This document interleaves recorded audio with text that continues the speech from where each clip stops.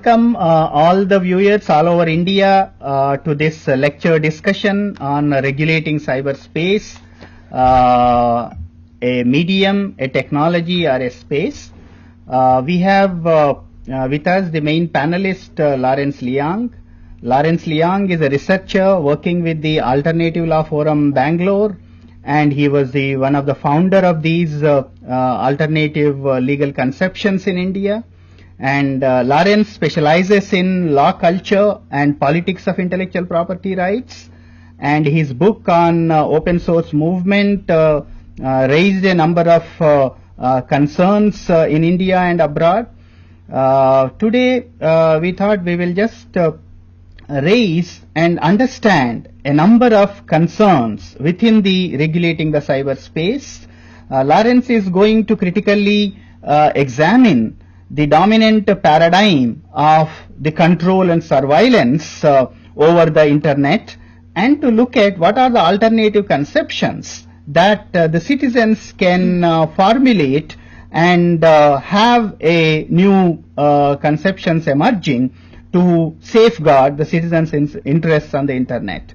And Lawrence is also going to explain the two conflicting concerns. One is the major important thing is a real concern of the citizens and the state, some of the genuine concerns, and also a number of imaginative concerns which are hyped over the internet. My colleague Gurmeet Kaur, who is the program coordinator of PG certificate in cyber law, will explain about the objective of the program, and then we will switch over to Lawrence Liang for the discussion. Before starting our presentation on regulating cyberspace, a medium, a technology or a space, I would like to give certain information about the program, which is postgraduate certificate program in cyber law. This is the first program which is being launched by School of Law in July 2008. Basically, this course is of 6 months duration. This is a 6-month certificate course. It has four courses. All the courses are compulsory.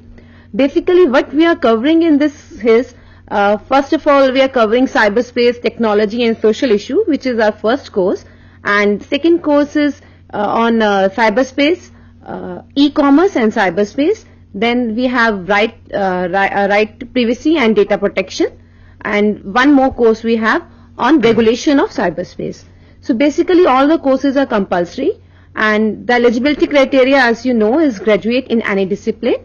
And it's of the medium we are offering is English only. So that's the information about the course, and I think we should start our lecture, which is on regulating cyberspace, a medium, technology or a space, and this is based on our course 1, that is cyberspace, technology and social issues. So switch over to Lawrence Liang. Thank you. Thank you, Professor Rao, and thank you, Gurmeet. I'm going to be speaking today about the question of regulating cyberspace. Are we talking about a technology, a medium, or a space? In many ways, I mean, the way that the internet has transformed our lives, we don't need to say much about that. There is almost a difficulty in imagining life before the internet. Can we imagine, for example, how we communicated before we actually had access to email? It's difficult to imagine how we did research before we had access to something like Google. And yet this pervasive presence of the internet in our lives is rarely examined when it comes to various areas of conflict. And increasingly, there has been a larger number of demands that have been made for the need to regulate the medium of the internet far more greatly. One of the questions that I want to raise is really about the conceptual clarity that exists when a system of law or a system of regulation encounters a phenomenon like cyberspace. And the question really is that when it encounters a phenomenon like cyberspace, how does it regulate it? Does it attempt to understand it in terms of it being a medium? Does it attempt to understand it only in terms of it being a technology? Or is there an attempt even to understand it in terms of a space? And I'll get to what I mean by by asking the question of whether it's a space or not. And for me, this photograph rather illustrates well the dilemmas of thinking about cyberspace itself.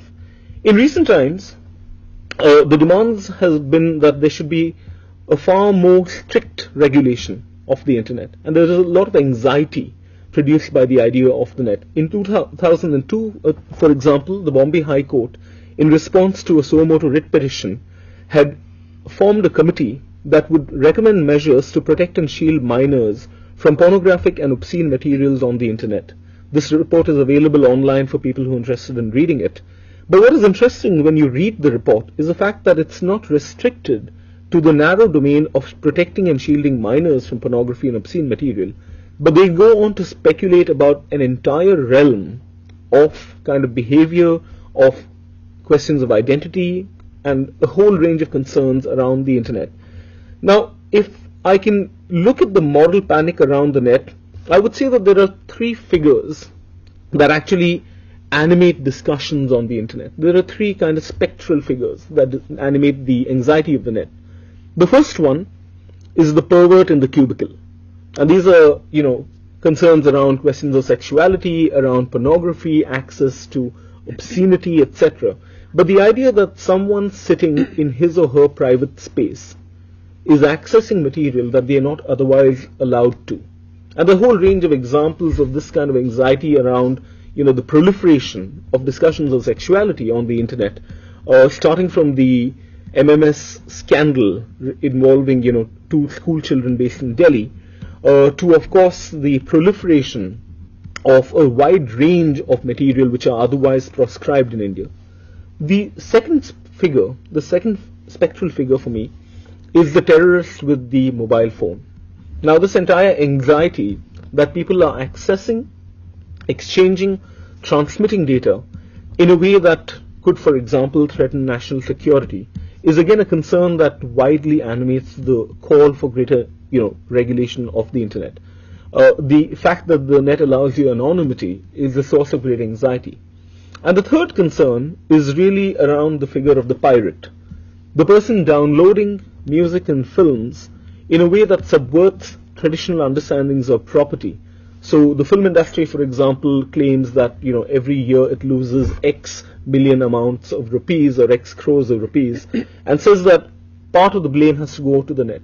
So if you were to take these three spectral figures and look at what they represent, the first one is a certain moral panic around questions of morality. The second is a figure that threatens the idea of traditional understandings of jurisdiction. And the third is a figure that threatens the traditional ideas of property.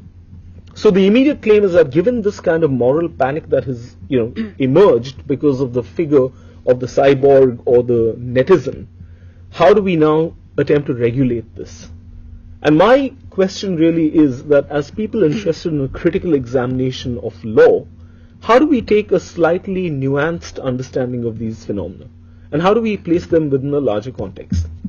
If you look at some of the recent experiences in India, the first time that there was actually a demand for a regulation of the net really emerged during the Kargil war with the banning of certain Yahoo groups. Because what was interesting is that even as a real war was being fought on the ground, there was also a virtual battle that was taking place in cyberspace between people in different kind of groups making either accusations or hate speech comments against each other. And the first time that there was a demand was around that time. And that's really the awakening, in a sense, of what the state perceived to be the threat to its idea of sovereignty.